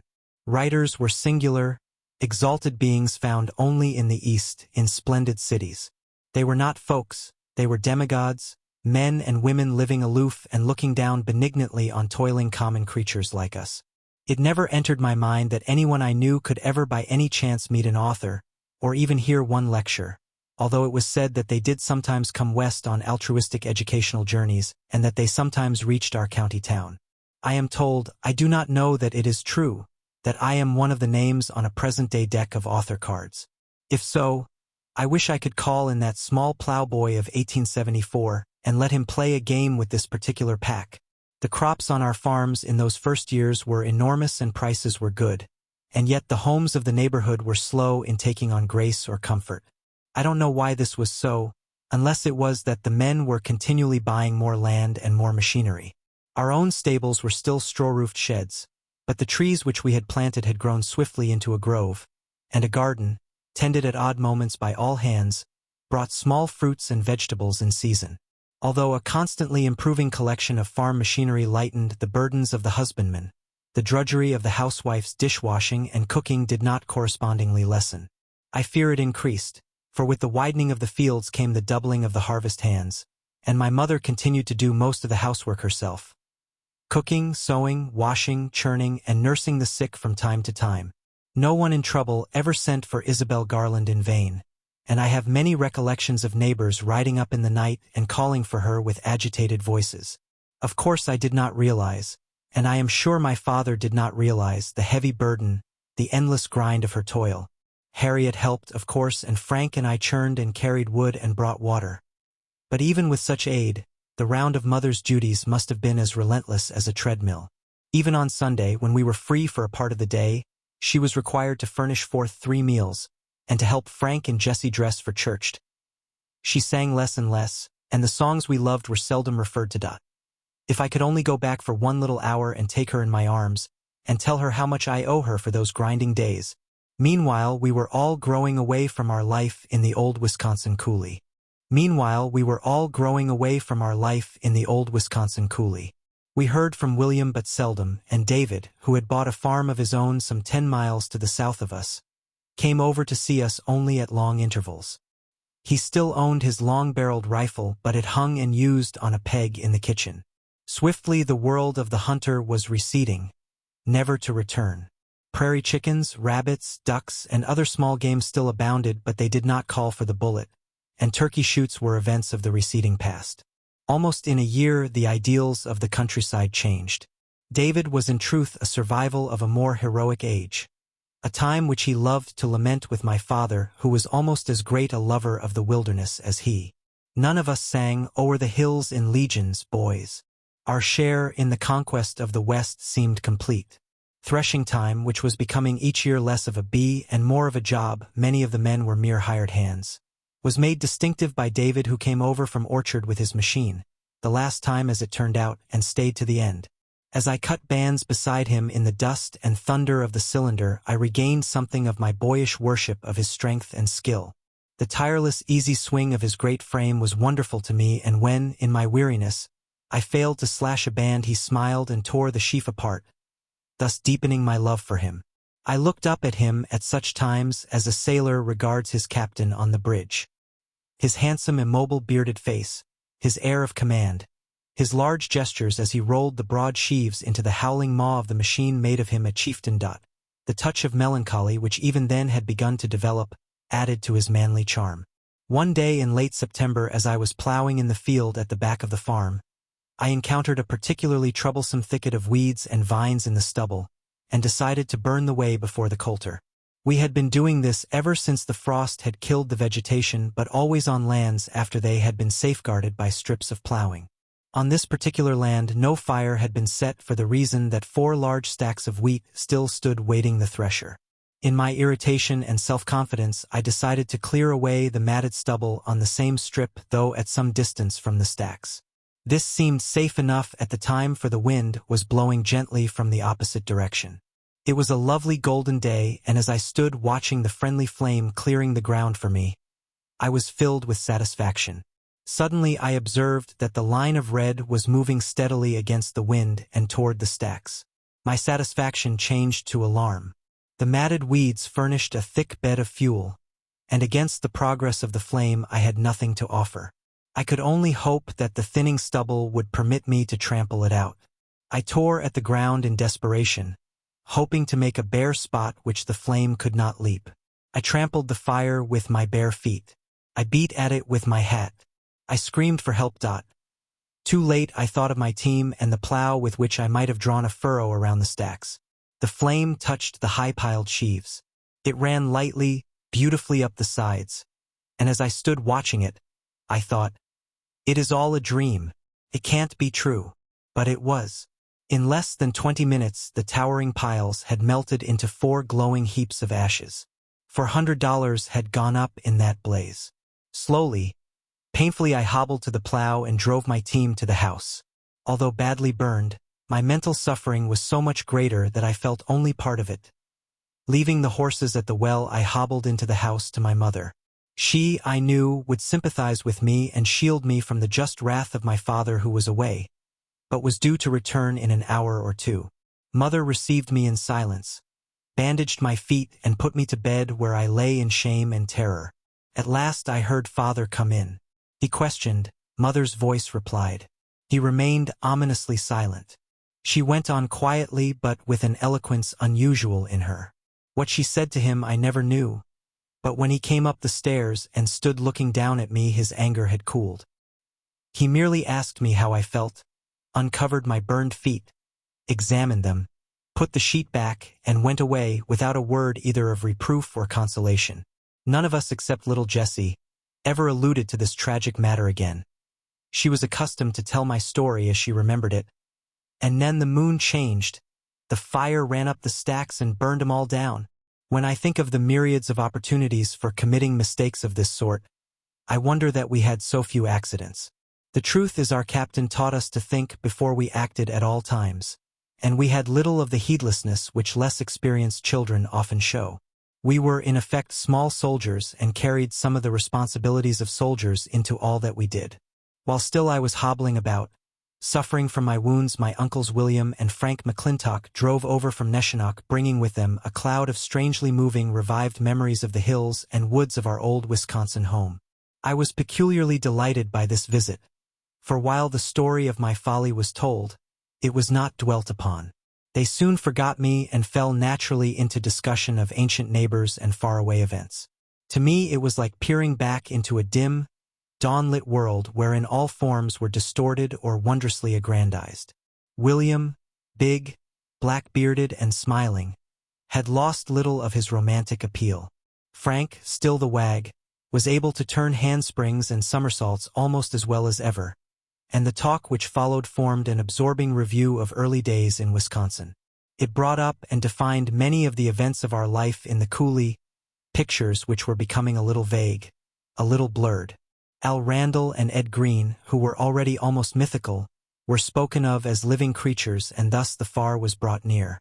Comparisons between the old and the new methods of seeding and harvest also gave me a sense of change, a perception which troubled me a little, especially as a wistful note had crept into the voices of these giants of the middle border. They all loved the wilderness too well not to be a little saddened by the clearing away of bosky coverts and the drying up of rippling streams. We sent for Uncle David, who came over on Sunday to spend a night with his brothers, and in the argument which followed, I began to sense in him a spirit of restlessness, a growing discontent which covered his handsome face with a deepening shadow. He disliked being tied down to the dull life of the farm, and his horsepower threshing machine no longer paid him enough to compensate for the loss of time and care on the other phases of his industry. His voice was still glorious, and he played the violin when strongly urged, though with a sense of dissatisfaction. He and Mother and Aunt Deborah sang Nellie Wildwood and Lily Dale and Minnie Minturn just as they used to do in the coulee, and I forgot my disgrace and the pain of my blistered feet in the rapture of that exquisite hour of blended melody and memory. The world they represented was passing, and though I did not fully realize this, I sensed in some degree the transitory nature of this reunion. Chapter 15. Harriet Goes Away. Girls on the border came to womanhood early. At 15, my sister Harriet considered herself a young lady and began to go out to dances with Cyrus and Albert and Francis. She was small, moody, and silent, and as all her interests became feminine, I lost that sense of comradeship with which we used to ride after the cattle, and I turned back to my brother, who was growing into a hollow-chested, lanky lad. And in our little sister Jessie we took increasing interest. She was a joyous child, always singing like a canary. She was never a trial. Though delicate and fair and pretty, she manifested a singular indifference to the usual games of girls. Contemptuous of dolls, she never played house so far as I know. She took no interest in sewing or cooking, but had a whole yard full of horses. That is to say, sticks of varying sizes and shapes.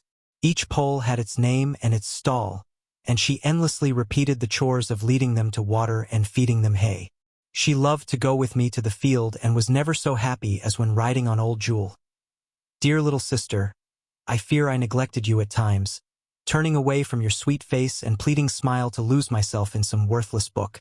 I am comforted to remember that I did sometimes lift you to the back of a real horse and permit you to ride around, chattering like a sparrow as we plodded back and forth across the field. Frank cared little for books, but he could take a hand at games, although he was not strong. Burton, who at 16 was almost as tall as his father, was the last to surrender his saddle to the ashbin. He often rode his high-headed horse past our house on his way to town, and I especially recall one day, when as Frank and I were walking to town, one 4th of July, Bert came galloping along with $5 in his pocket.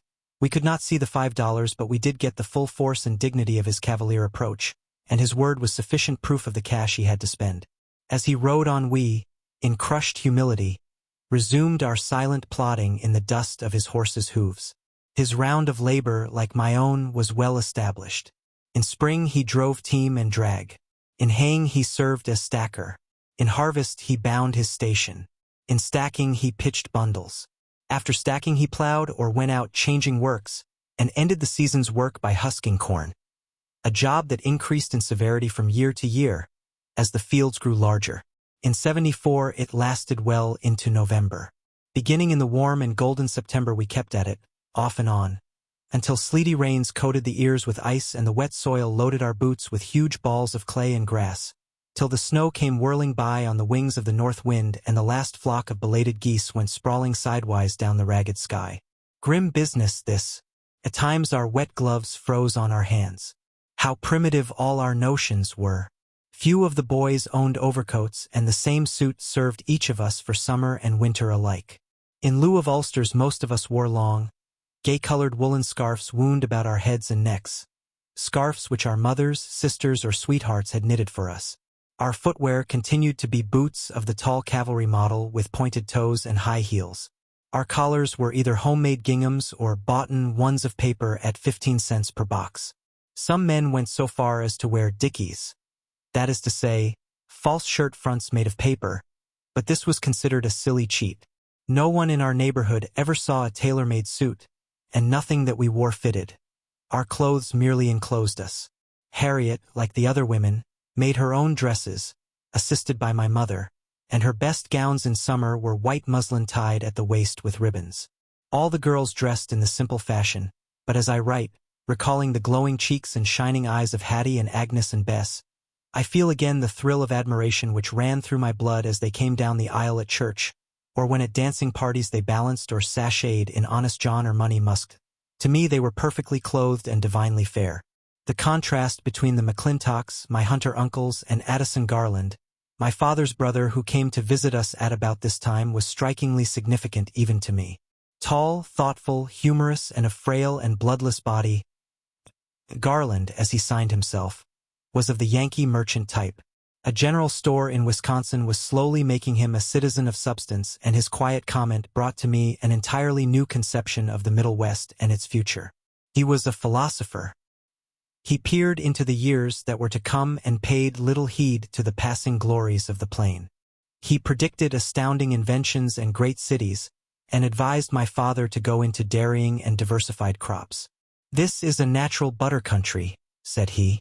He was an invalid, and it was through him that we first learned of Graham flour.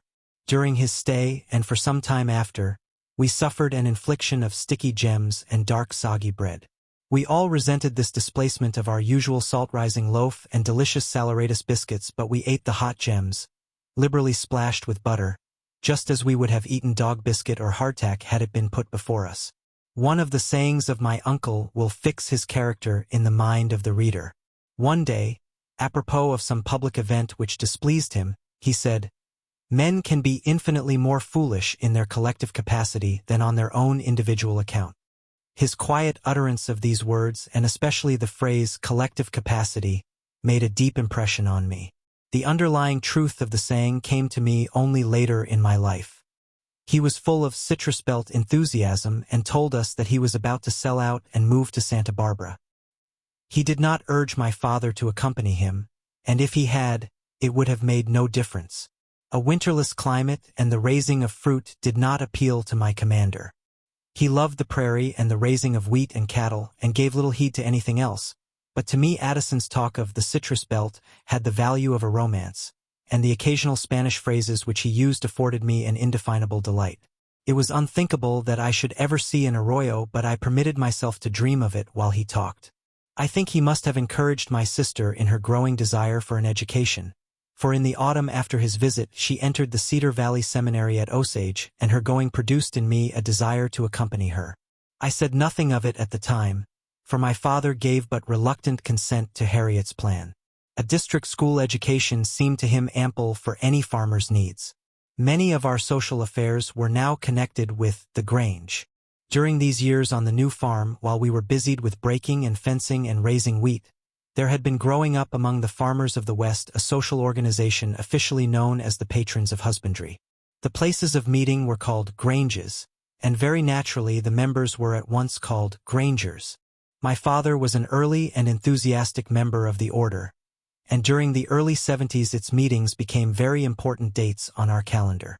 In winter oyster suppers, with debates, songs, and essays, drew us all to the Burr Oak Grove schoolhouse, and each spring, on the 12th of June, the Grange picnic was a grand turnout. It was almost as well attended as the circus. We all looked forward to it for weeks, and every young man who owned a top buggy got it out and washed and polished it for the use of his best girl, and those who were not so fortunate as to own a rig paid high tribute to the livery stable of the nearest town. Others, less able or less extravagant, doubled teams with a comrade and built a Bowery wagon out of a wagon box, and with hampers heaped with food rode away in state, drawn by a 4 or 6 horse team. It seemed a splendid and daring thing to do, and someday I hoped to drive a 6-horse Bowery wagon myself. The central place of meeting was usually in some grove along the Big Cedar to the west and south of us, and early on the appointed day the various lodges of our region came together one by one at convenient places, each one moving in procession and led by great banners on which the women had blazoned the motto of their home lodge. Some of the columns had bands and came preceded by far faint strains of music, with marshals in red sashes galloping to and fro in fine assumption of military command. It was grand, it was inspiring, to us, to see those long lines of carriages winding down the lanes, joining one to another at the crossroads till at last all the granges from the northern end of the county were united in one mighty column advancing on the picnic ground, where orators awaited our approach with calm dignity and high resolve. Nothing more picturesque, more delightful, more helpful has ever risen out of American rural life. Each of these assemblies was a most grateful relief from the sordid loneliness of the farm. Our winter amusements were also in process of change. We held no more singing schools, the Lyceum had taken its place. Revival meetings were given up, although few of the churchfolk classed them among the amusements. The county fair, on the contrary, was becoming each year more important as farming diversified. It was even more glorious than the Grange picnic, was indeed second only to the 4th of July, and we looked forward to it all through the autumn. Came late in September and always lasted 3 days. We all went on the second day, which was considered the best day, and Mother, by cooking all the afternoon before our outing, provided us a dinner of cold chicken and cake and pie which we ate while sitting on the grass beside our wagon just off the racetrack while the horses munched hay and oats from the box. All around us other families were grouped, picnicking in the same fashion, and a cordial interchange of jellies and pies made the meal a delightful function. However, we boys never lingered over it. We were afraid of missing something of the program. Our interest in the races was especially keen, for one of the citizens of our town owned a fine little trotting horse called Huckleberry, whose honest friendly striving made him a general favorite. Our survey of fat sheep, broad-backed bulls and shining colts was a duty, but to cheer Huckleberry at the home stretch was a privilege. To us from the farm the crowds were the most absorbing show of all. We met our chums and their sisters with a curious sense of strangeness, of discovery.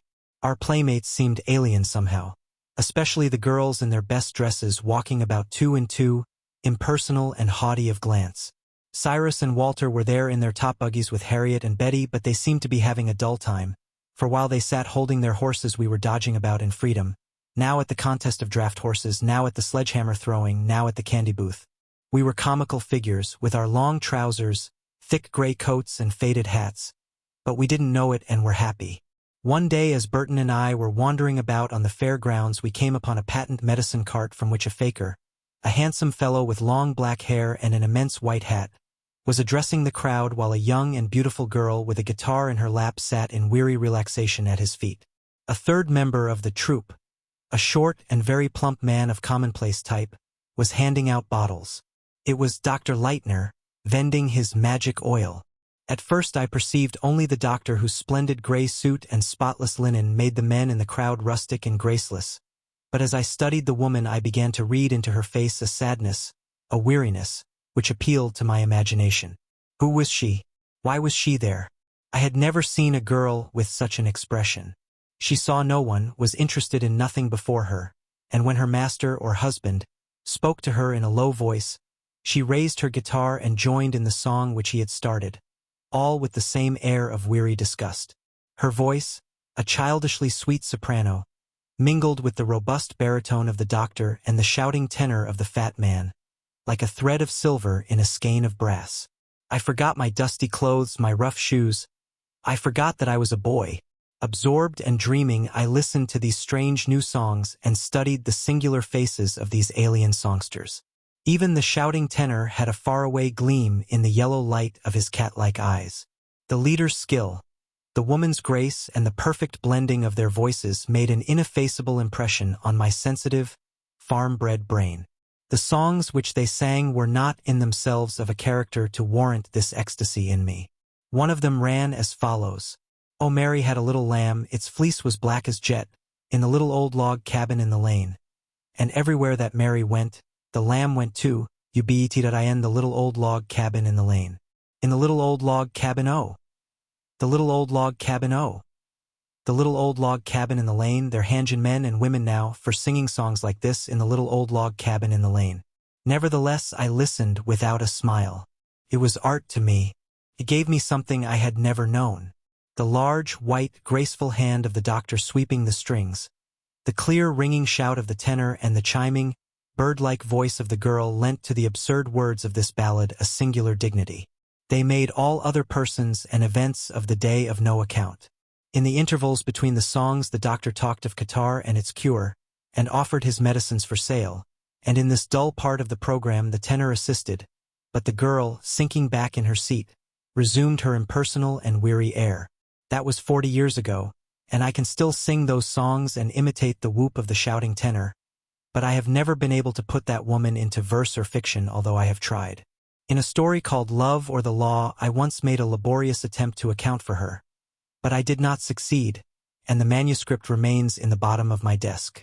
No doubt the doctor has gone to his long account and the girl is a gray old woman of 65, but in this book they shall be forever young, forever beautiful, noble with the grace of art. The medicine they peddled was of doubtful service, but the songs they sang, the story they suggested were of priceless value to us who came from the monotony of the farm, and went back to it like bees laden with the pollen of new intoxicating blooms. Sorrowfully we left Huckleberry's unfinished race. Reluctantly we climbed into the farm wagon, sticky with candy, dusty, tired, some of us suffering with sick headache, and rolled away homeward to milk the cows, feed the pigs and bed down the horses. As I look at a tintype of myself taken at about this time, I can hardly detect the physical relationship between that mop-headed, long-lipped lad and the gray-haired man of today. But the coat, the tie, the little stick pin on the lapel of my coat all unite to bring back to me with painful stir the curious debates, the boyish delights, the dawning desires which led me to these material expressions of manly pride. There is a kind of pathos, too, in the memory of the keen pleasure I took in that absurd ornament, and yet my joy was genuine, my satisfaction complete. Harriet came home from school each Friday night, but we saw little of her, for she was always engaged for dances or socials by the neighbors' sons, and had only a young lady's interest in her cub brothers. I resented this and was openly hostile to her admirers. She seldom rode with us to spelling schools or sociables. There was always some youth with a cutter, or some noisy group in a big bobsleigh to carry her away, and on Monday morning father drove her back to the county town with growing pride in her improving manners. Her course at the seminary was cut short in early spring by a cough which came from a long ride in the keen wind. She was very ill with a wasting fever, yet for a time refused to go to bed. She could not resign herself to the loss of her school life. The lack of room in our house is brought painfully to my mind as I recall that she lay for a week or two in a corner of our living room with all the noise and bustle of the family going on around her. Her own attic chamber was unwarmed, like those of all her girl friends, and so she was forced to lie near the kitchen stove. She grew rapidly worse all through the opening days of April, and as we were necessarily out in the fields at work, and mother was busied with her household affairs, the lonely sufferer was glad to have her bed in the living room. And there she lay, her bright eyes following mother at her work, growing whiter and whiter until one beautiful, tragic morning in early May, my father called me in to say goodbye to her. She was very weak, but her mind was perfectly clear, and as she kissed me farewell with a soft word about being a good boy, I turned away blinded with tears and fled to the barnyard, there to hide like a wounded animal, appalled by the weight of despair and sorrow which her transfigured face had suddenly thrust upon me. All about me the young cattle called, the spring sun shone and the gay fowls sang, but they could not mitigate my grief, my dismay, my sense of loss. My sister was passing from me. That was the agonizing fact which benumbed me. She who had been my playmate, my comrade, was about to vanish into air and earth. This was my first close contact with death, and it filled me with awe. Human life suddenly seemed fleeting and of a part with the impermanency and change of the westward moving border line. Like the wild flowers she had gathered, Harriet was now a fragrant memory. Her dust mingled with the soil of the little burial ground just beyond the village bounds. My mother's heart was long in recovering from the pain of this loss, but at last Jessie's sweet face, which had in it the light of the sky and the color of a flower, won back her smiles. The child's acceptance of the funeral as a mere incident of her busy little life, in some way enabled us all to take up and carry forward the routine of our shadowed home. Those years on the plain, from 71 to 75, held much that was alluring, much that was splendid. I did not live an exceptional life in any way. My duties and my pleasures were those of the boys around me. In all essentials my life was typical of the time and place. My father was counted a good and successful farmer. Our neighbors all lived in the same restricted fashion as ourselves, in barren little houses of wood or stone, owning few books, reading only weekly papers. It was a pure democracy wherein my father was a leader and my mother beloved by all who knew her. If anybody looked down upon us, we didn't know it, and in all the social affairs of the township we fully shared. Nature was our compensation. As I look back upon it, I perceive transcendent sunsets, and a mighty sweep of golden grain beneath a sea of crimson clouds. The light and song and motion of the prairie return to me. I hear again the shrill, myriad-voiced choir of leaping insects whose wings flash fire amid the glorified stubble. The wind wanders by, lifting my torn hat rim. The locusts rise in clouds before my weary feet.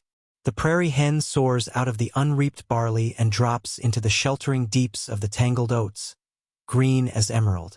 The lone quail pipes in the hazel thicket, and far up the road the cowbell's steady clang tells of the homecoming herd. Even in our hours of toil, and through the sultry skies, the sacred light of beauty broke. Worn and grimed as we were, we still could fall a dream before the marvel of a golden earth beneath a crimson sky. Thank you for listening to Part 3 of A Son of the Middle Border by Hamlin Garland. The story of frontier life continues in Part 4. Stay tuned and subscribe to Voxlore so you don't miss the next chapter of this American classic.